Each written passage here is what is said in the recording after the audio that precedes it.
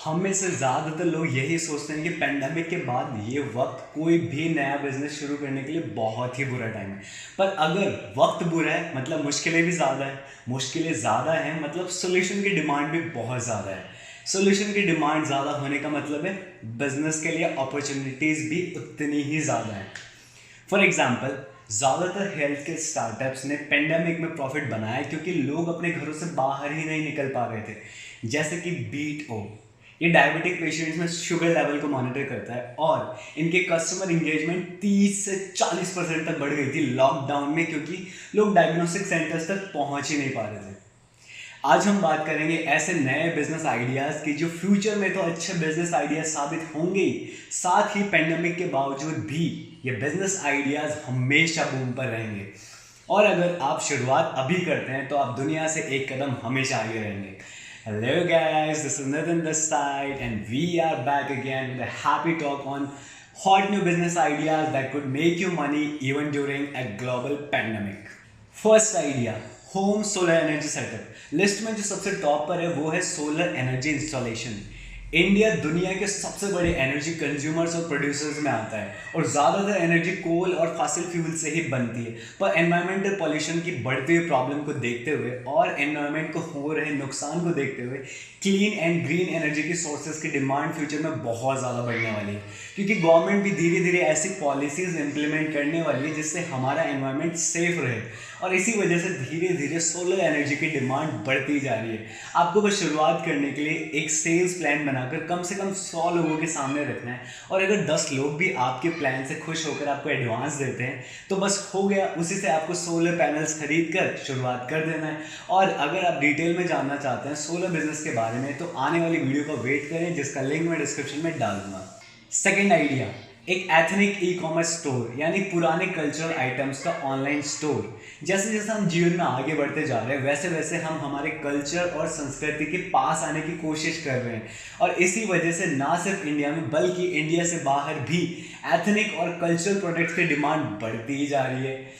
तो एक e commerce store बनाकर डिमांड को पूरी करना एक बहुत अच्छा बिजनेस आइडिया हो सकता है। इसके अलावा इन दिनों इंटरनेशनल शिपिंग भी जो है बहुत कम चार्जेस ले रही है, और इसी वजह से इंडिया से बाहर कल्चर और एथनिक आइटम्स को सेल करना बहुत आसान हो गया है। आपको बस आपके लोकल सेलर से सामान खरीद कर स्टॉक करना है, एक ई कॉमर्स वेबसाइट बनाकर उसे सेल करना है, जो कि हो जाएगा क्योंकि डिमांड ही इतनी ज़्यादा है। और अगर आप पहली बार ई कॉमर्स स्टोर बनाएंगे तो आप GoDaddy के ऑनलाइन स्टोर मेकर सर्विस की हेल्प ले सकते हैं, जिससे आप खुद से ई कॉमर्स स्टोर बना सकते हैं, जिसका लिंक मैंने डिस्क्रिप्शन में डाल दिया है। Third idea, stock market trading. मेरे ख्याल से ज़्यादातर लोग इसके बारे में अवेयर हैं, तो बस ज़रूरत है सही डायरेक्शन में चलने की।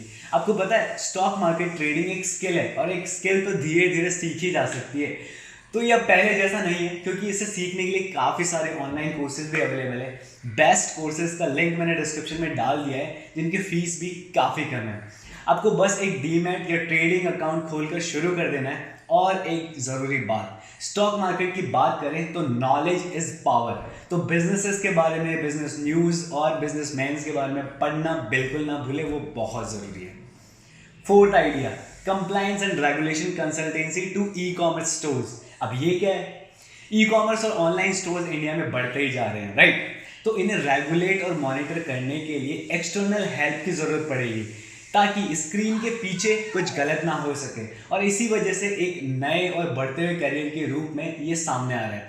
एंट्री लेवल में जो काम आपको करने पड़ते हैं वो हैं, जैसे कि ये स्कैन करना कि कहीं किसी क्रिमिनल के अकाउंट से तो ट्रांजैक्शन नहीं हो रही है, या फिर ये पैसा कहीं किसी गलत हाथों में तो नहीं जा रहा है, या फिर जो कस्टमर आप तक रीच कर रहा है कहीं वो कस्टमर फ्रॉड तो नहीं है।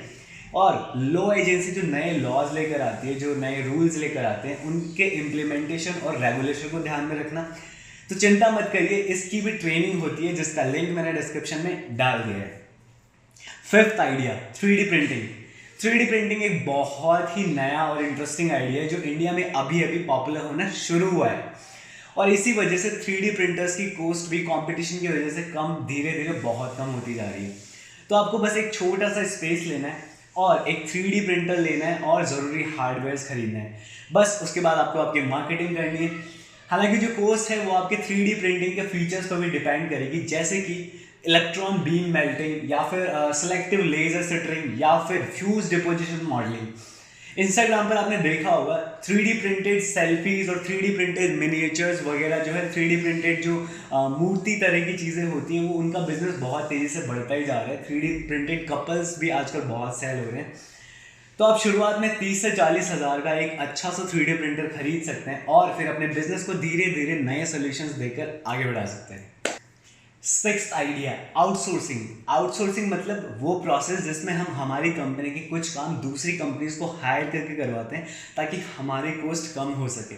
और इसी वजह से इंडिया ग्लोबली एक मेजर आउटसोर्सिंग हब बन चुका है और हमारे ज़्यादातर कस्टमर्स यूएस, कनाडा और ऑस्ट्रेलिया से हैं, क्योंकि इन कंट्रीज़ में सेल्फ एम्प्लॉयमेंट बढ़ता ही जा रहा है, लोग सेल्फ डिपेंडेंट होते जा रहे हैं। इस वजह से एम्प्लॉय की जो कॉस्ट है वो भी बढ़ती जा रही है। इस वजह से ये लोग इंडिया में वर्कर्स हायर कर रहे हैं ताकि ऑपरेशनल कॉस्ट को कम किया जा सके। थोड़े से स्पेस और एक अच्छी टीम के साथ आप आउटसोर्सिंग शुरू कर सकते हैं। इसके बारे में ज़्यादा जानने के लिए आप मेरी आने वाली वीडियो का वेट कर सकते हैं, जिसका लिंक मैं डिस्क्रिप्शन में डाल दूंगा।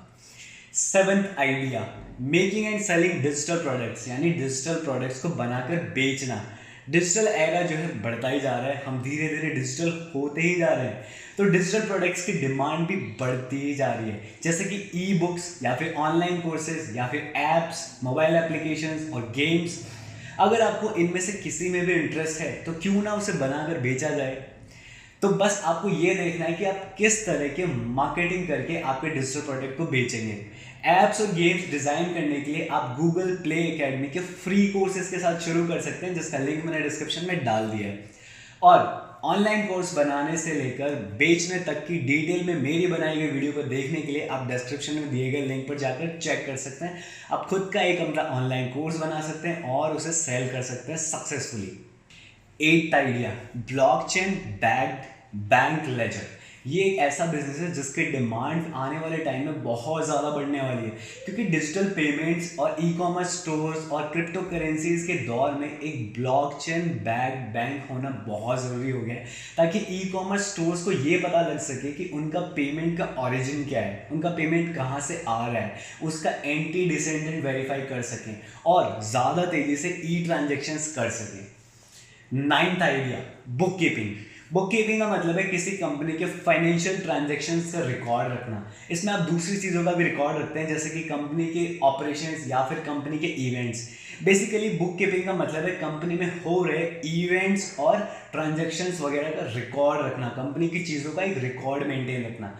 बुक कीपिंग एक बहुत ही प्रॉफिटेबल बिजनेस है जिसे लॉन्च करना काफ़ी आसान है। तो अगर आप में स्किल्स है और आप स्टार्टअप्स और इंडिपेंडेंट बिजनेसेस की हेल्प कर सकते हैं, उनकी इनवॉइसिंग करके, उनकी बिग बुक कीपिंग करके, उनके रिकॉर्ड्स की रिकॉर्डिंग करके आप उनके फाइनेंशियल मेंटेन कर सकते हैं। आप जो है उन्हें एक्सपेंस रिपोर्ट्स बनाकर दे सकते हैं, फंड फ्लो स्टेटमेंट्स बनाकर दे सकते हैं और फाइनेंस जैसी सर्विसेज दे सकते हैं।